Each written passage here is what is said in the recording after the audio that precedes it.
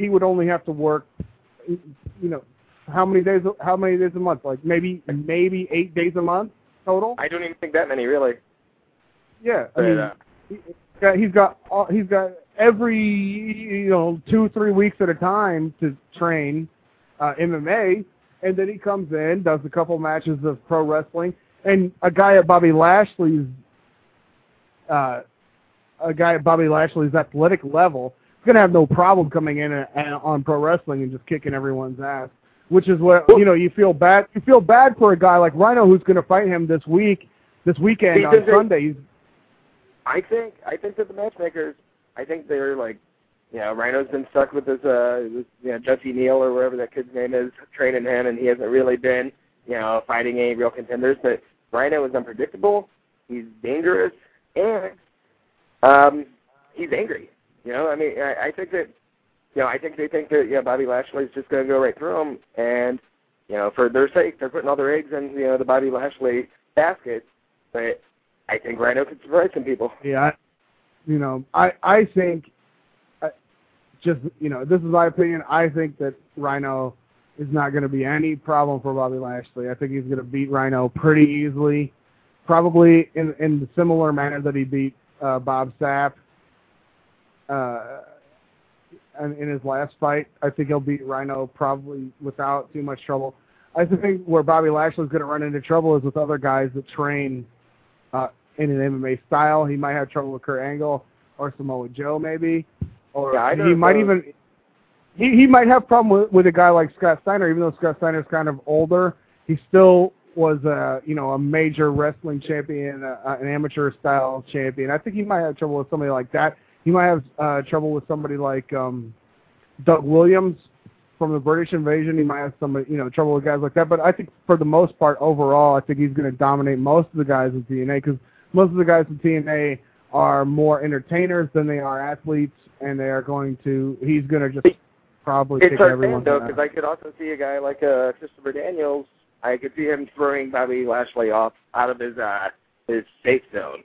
Bobby Lashley's not used to fighting somebody like that who, is very quick, very, acrobatic, but can also do a ground game. And he has a decent submission game himself. It's nowhere near, what the UFC guys train for, but he can really surprise you with what he does. I'm surprised that I've been watching Christopher Daniels for years, and he still does things. I'm like, holy shit, this guy is very well competitor. Yeah, no, he's a guy. I didn't mention him, but I think, I think so too. I think he's another guy. I think the War Machine Rhino is kind of a big guy. He can land a knockout punch. He's got the gore, and he could land a knockout punch because he's a heavyweight, and he's a big heavyweight, and he could land a knockout punch. But I think for the most part, he won't be able to do that against Bobby Lashley. I think Bobby Lashley's going to kind of ground him and keep him down and wear him out and beat him down. And that's what I think about War Machine Rhino. He's going to probably get beat. Probably. He needs Paul Lee to come in and get him focused, is the thing. He needs a manager, somebody that, Rhino doesn't always have his eye on the prize, and that's why he lets himself down time and time again. That's a guy that could cut 20 pounds and work on some new things to surprise people. The gore, as devastating as it is, it's telegraphed. People know it's coming a lot of the times, even though he can hit you from anywhere. A lot of times when he's setting it up, it's coming.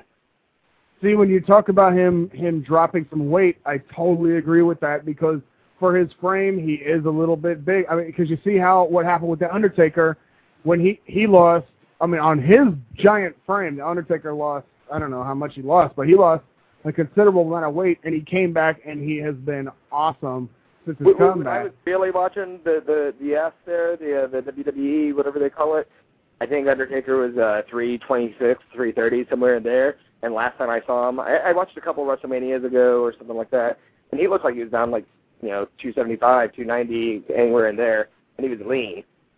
Right, he's very lean. And even at his age, he's very fast. He's kind of Undertaker's kind of the Randy Couture of the WWE, where he's older, he's got all the experience. He's leaned himself down, just like Randy Couture is leaning himself down.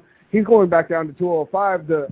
The Undertaker leaned himself down from the American Badass He leaned himself down. Rhino hasn't done anything to step his game up in the past 3 years, whereas the Undertaker's only improved.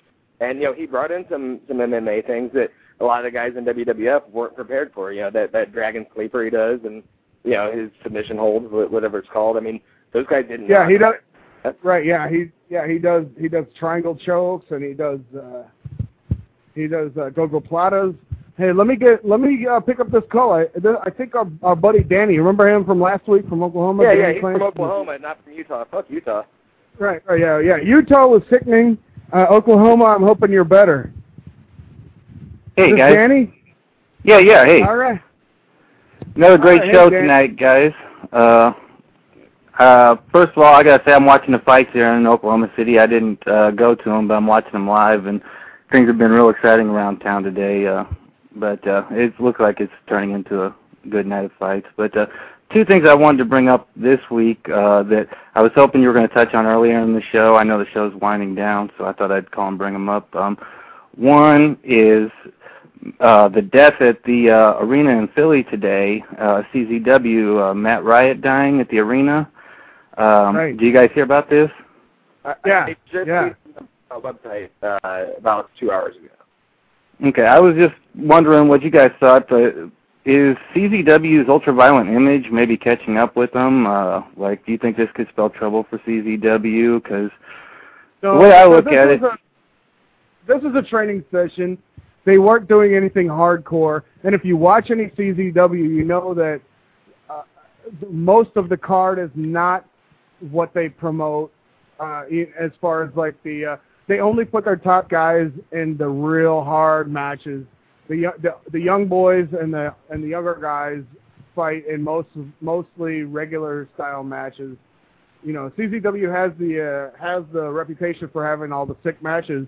But if you buy into their DVDs, which you probably should, and you can you can buy CZW videos off of Amazon. You go to awesomebomb.net, click on our store. We got CZW videos, and there you can buy.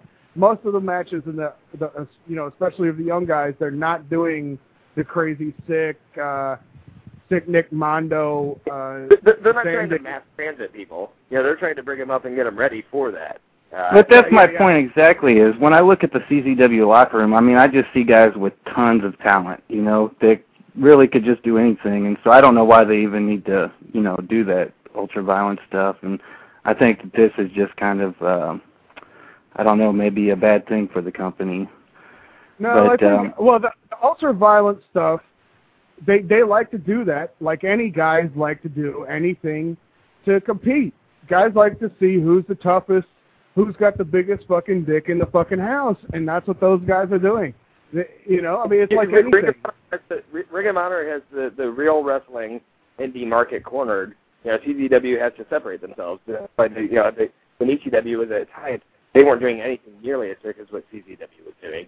So, I mean, if they feel they need to pick like that, and have all those ultra-violent matches, then I think it's okay. I mean, CZW would be more of a good comparison to XPW than it would be to ECW. ECW had a lot of real, old school type workers and shit. And ECW environment was more, the crowd was so cool and so into it and so about every character that Paul Lee put forward, that more than it was about the sick violence and shit like that. They had cool spots of cool violence and shit like that, but it was more about the characters, and the crowd would be getting into it and stuff. The CZW, IWA, XPW guys are just about seeing who's got the biggest dick in the room.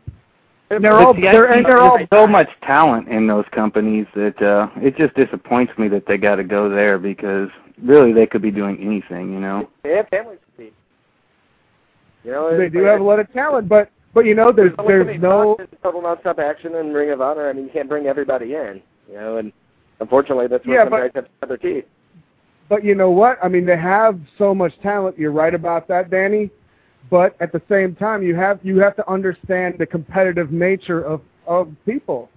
They want to fucking show who has the biggest dick in the room, and whoever has, that's why they have these tournaments. Necro Butcher wins these tournaments. Captain, what's this fuck? Corporal Robinson from Juggalo Championship Wrestling he wins a lot of these fucking tournaments. He and Rotten puts a lot of the tournaments